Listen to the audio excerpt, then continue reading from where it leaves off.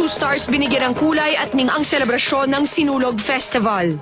Tunay ngang isang much-awaited event ang Sinulog Festival sa Cebu in honor of their patron saint, the Holy Child. Kaya naman nakibahagi ang Kapuso Station sa nasabing pagdiriwang. At bilang handog sa mga Cebuano, dumalo ang ilang Kapuso Stars para makibahagi sa kasayahan.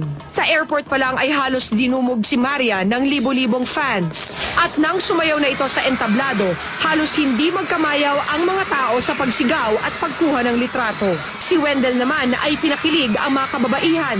Samantala ang kwelang-kwela naman ang Moy Moy Palaboy duo.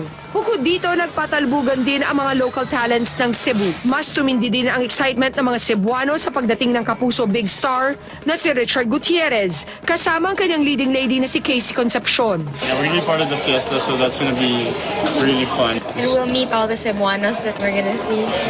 Sa lahat ng mga Cebuano, makikita-kita tayo mamaya sa Sinulog Festival. We're gonna be part of it. I'm sure it's gonna be really fun, so we're looking forward to it.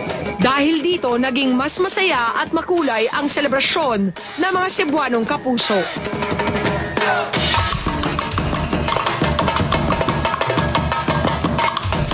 Yes, sa mga kapuso nating Cebuano, Pit Senor and happy fiesta to all of you.